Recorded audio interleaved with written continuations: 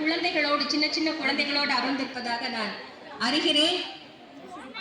அதனால எல்லோரும் காவல்துறை அதிகாரிகளுக்கு வேண்டுகோள் வைத்துக் கொள்கிறேன். பூஜை நிறைவு பெற்ற பிறகுதான் நீங்க ரொம்பவும் பொறுமையா சமீபத்தில் நடந்த விஷயங்களை கவனத்தில் கொண்டு ஊருக்கு போனோங்கிற அவசரத்துல ஒருத்தர் மேல ஒருத்தர் நெருக்கி அடித்து தயவு செய்து நீங்க போகக்கூடாது. நாம சிறப்பான ஒரு பூஜையில கலந்து கொண்டிருக்கின்றோம் என்ற பொறுமையோடு குழந்தைங்களை பத்திரமா இடுப்புல வச்சுட்டு எங்கேயும் விட்டுறாதீங்க. அவரவருடைய ஊர் வேனோ பஸ்ஸோ எந்த இடத்துல உங்களை போக சொல்றாங்களோ நெருக்காம வரிசையாக நின்றபடி பொறுமையாக நீங்கள் எல்லோரும் பூஜை நிறைவு பெற்ற பிறகு நீங்கள் செல்ல வேண்டும் என்று நான் அன்பாக கேட்டுக்கொள்ளுகின்றேன். இந்த பூஜையை பொறுத்தவரையில் எல்லாம் வல்ல அத்தி பத்ரேஸ்வரி மாதாவினுடைய அருட்கடாட்சத்தால் உங்கள் அனைவருக்கும் கலையாத கல்வியும் குறையாத வயதும் ஒரு கபடு மாறாத நட்பும் கன்றாத வடமையும் குன்றாத இளமையும் கழு பிரி இல்லாத உடலும் கரையில் மாறாத கொடையும் தொலையாத நீளமும் போனாத போலும் ஒரு துன்பமில்லாத வாழ்வு பெற்று நீங்கள் எல்லோரும் வாழ்வாங்கு வாழ வேண்டும் என்ற பிரார்த்தனையும் வாழ்த்துக்களையும் தெரிவித்துக் கொண்டு நேரமின்மை காரணமாக என்னுடைய உரையை சிற்றுரையாக்கி நிறைவு.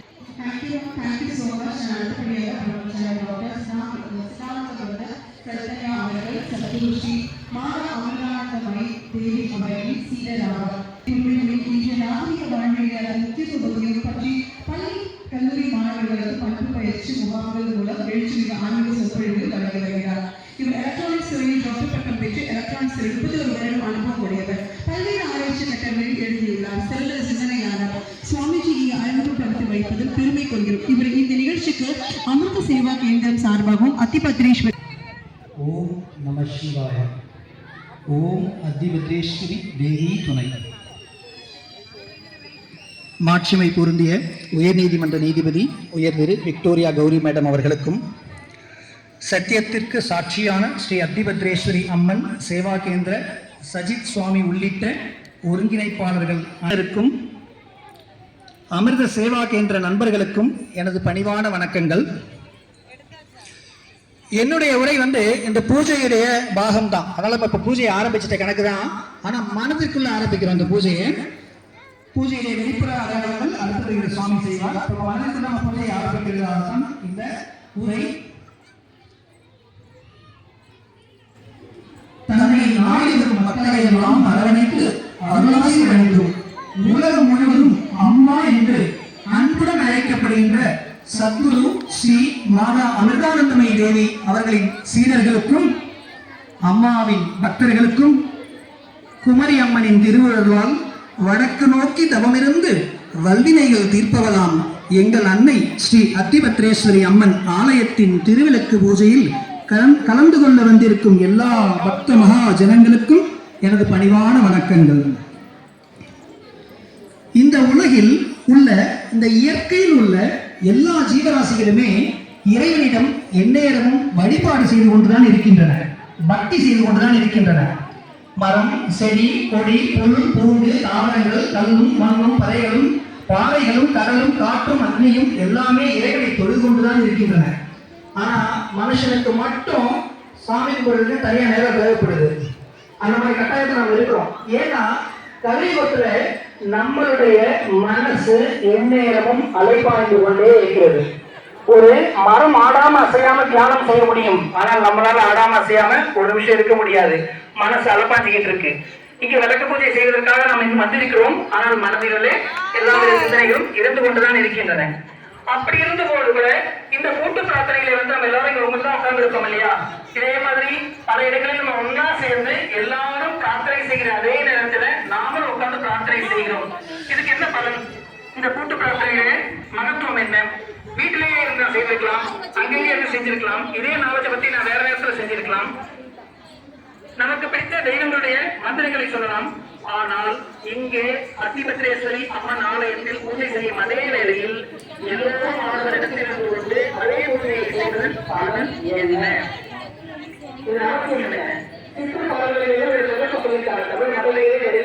சொல்லப்பட்டிருக்கின்றன. கூட்டு பிரார்த்தனை மகத்துவம் பலவிதமாக சொல்லப்பட்டிருக்கிறது.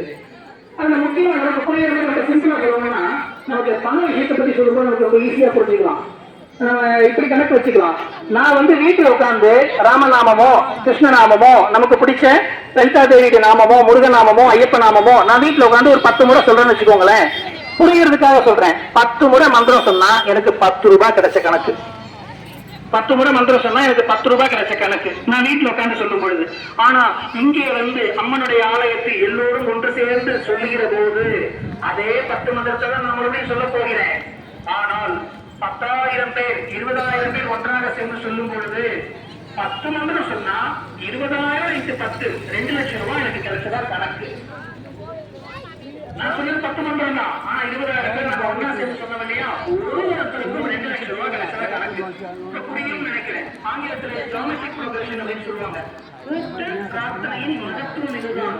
அதாவது நான் சொல்கிறேன், பல பேர் சொல்லும் பொழுது ஒன்று சேர்ந்து இணைந்து அந்த அலுவலர்களோடு சொல்கிறேன் என்பதால் அந்த அலுவலர்களின் சக்தி பலமடங்காக 20,000 20,000 சக்தி பெருகி 20,000 பேருக்குமே 20,000 கணக்கு பெருகி ஒருவருக்கும் 2 லட்சம் ரூபாய் கிடைச்ச மாதிரி கணக்கு. அதுதான் சித்தர்கள் பாடல்களே ரகசியத்தை பற்றி தெளிவாக சொல்லப்பட்டுள்ளது.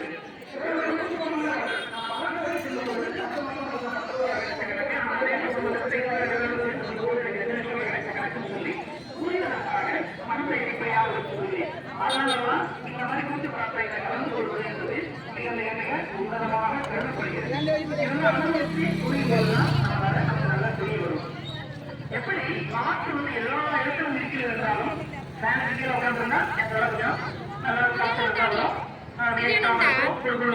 ஏசிக்கு கீழே இருந்தா நல்லா இருக்கும் இல்லையா? அதுபோலதான் இறைவன் எங்கும் நீக்கமென நிறைந்திருந்தாலும் இதுபோல நாம் எல்லோரும் ஒன்றாக சேர்ந்து தூய்மை இந்த பூஜையை செய்யும் பொழுது அந்த இறைவனுடைய அருளை நாம் நேரடியாக பெற முடியும். நம்ம அறியாமலேயே சூட்சுமமாக நம்முடைய உள்ளே சென்று அது அதனுடைய வேலையை செய்யும், நமக்கு அருளை பொழியும். ஏன்னா பக்திக்கு வந்து மதிப்பு அதிகம். தமிழ்நாட்டில இருந்துகிட்டு நான் வந்து பக்தியை பத்தி பேசாம இருக்க முடியாது. பக்தியுடைய பிறப்பிடமே தமிழ் தான், தமிழ் மண் தான். இப்பந்தான் திராவிடராகும் என்று பாகவதத்திலேயே சொல்லப்பட்டிருக்கிறது. நான் பிறந்தது பக்தி தேவி தன்னுடைய கதையை சொல்கிறாளாம், நான் பிறந்தது தமிழ்நாடு அப்படின்னு. நான் அந்த காலத்துல சொல்ல எந்த காலத்துல 5000 10,000 வருஷம் முன்னாடி கதைகளை சொல்லிக் கொண்டிருக்கிறேன். ஏனென்றால் பக்திக்கு வந்து பாவனைகள் வந்து ஒருவருக்கும் ஒரு விதமான பாவனைகள். இப்ப நம்ம வந்து விளக்கு பூஜையை நம்ம கண்டு கொண்டிருக்கிறோம் இல்லையா, ஒருவருடைய முகத்திலும் காண்பது வேணும். ரொம்ப அழகா சொன்னாங்க, ஒருவருமே அந்த தேவியுடைய திருவுருவங்கள் தான் அப்படின்னு. ஒருவருடைய முகத்தில் இருக்கிற பாவனைகளும் அதே போலத்தான். உடல் சொல்லினா நிறைய விஷயங்கள் சொல்லலாம். புராணங்களில் இருந்து சபரி அப்படின்னு ஒரு பெண் ராமனை காண்பதற்காக பல ஆண்டுகள் தவம் இருந்தார். அதுல வயசாய் கிளறி ஆயிட்டான். ஆனா ராமர் அதை பார்க்க வருகிறார். ராமருக்கு தரணுமே அப்படின்னு பழங்களை எடுத்து கொடுக்கிறார். ஆனா ராமருக்கு கொடுக்கணும்னா தெய்வத்துக்கு கொடுக்கணும், நல்ல விஷயத்தை கொடுக்கணும் இல்லையா, இனிப்பான விஷயத்தை கொடுக்கணும் இல்லையா. அப்ப என்ன பண்றா, எந்த பழம் நல்ல பழம் தெரியல. ஒவ்வொரு பழத்தையும்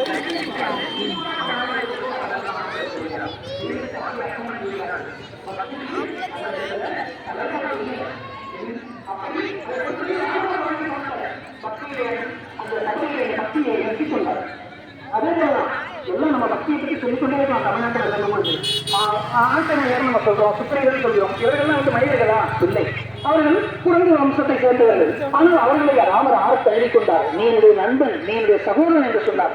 ஏனென்றால் பக்திக்கு எந்த பேதமும் கிடையாது. பக்தி அன்பை மட்டுமே பார்க்கிறது. அதே போலதான் இப்ப கிருஷ்ணனுடைய பாவத்தை நம்ம எடுத்து வச்சுக்கோங்க.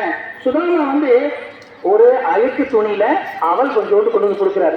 அவருடைய பக்தியை தான் கிருஷ்ணர் ஏற்றுக்கொள்கிறார். அந்த அவளை எடுத்து அவர் சாப்பிடுகிறார். அதே மாதிரிதான்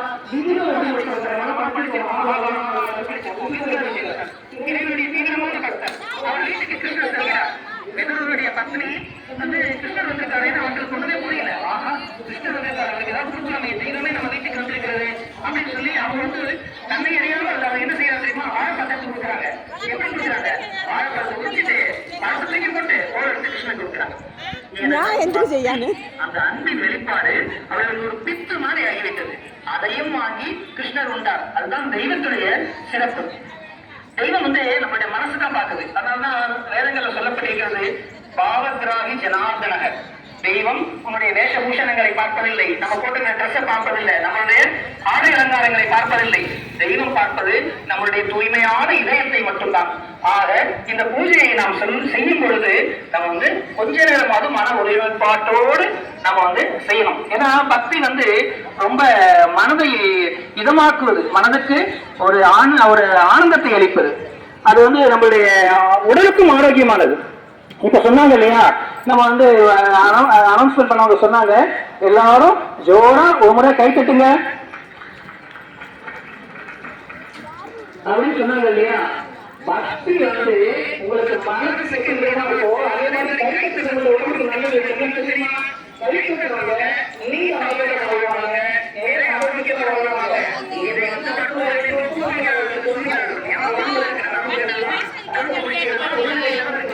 உலகை அடிக்கடி தட்டிக்கிட்டே இருந்தீங்கன்னா நீங்க ரொம்ப நாள் வாழ்வீங்க. உங்களுக்கு பக்தியும் கிடைக்கும், நிறைய ஆரோக்கியம் கிடைக்கும், நீண்ட ஆயுள் கிடைக்கும். என்ன நான் சொல்றது உங்க நேரத்துக்கு புரிஞ்சுதா? புரிஞ்சுதா? ஒரு வாட்டி கேட்டுக்கலாமா?